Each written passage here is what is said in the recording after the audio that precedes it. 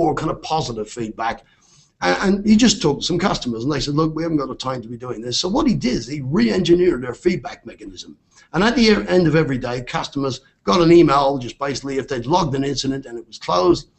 And that email basically asked them to click on a link, which took them to 3 buttons. Big smiley face in green or kind of red frowny face if you're unhappy. And all you have to do was click on one of those. There was a comment section underneath, which is just optional.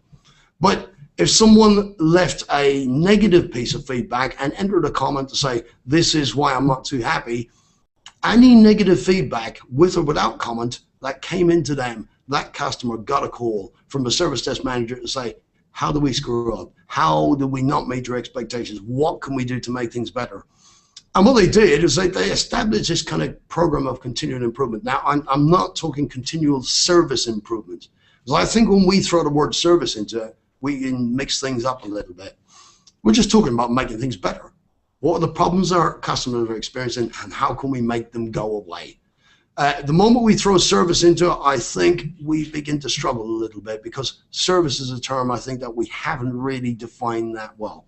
That's a subject of a different talk, but if you can pick up those items, if you can make people responsible for doing just those little things to improve the overall experience for the customer and publish that back out to them, then things start to swing in the right direction. Last thing here is get serious about your service experience. What do I mean by that? Service experience is becoming radically important. And as I said, customers view things differently to service providers. So you need to understand how the customer views things. You also need to understand where things might be different. I think in IT, we focused on this kind of best practice, a standard response approach, and that doesn't help us sometimes. Different customers have different needs. So here's just one idea. This is a typical kind of incident form. This is stuff you can do in your own service management tool. On the left-hand side, you got this kind of customer details area. So that's what you typically see. That's the information you see about the customer. But just here in the middle, in that red box, we've got this customer profile. I don't know if you can see it on the screen. I've got it on a bigger screen here, which I can.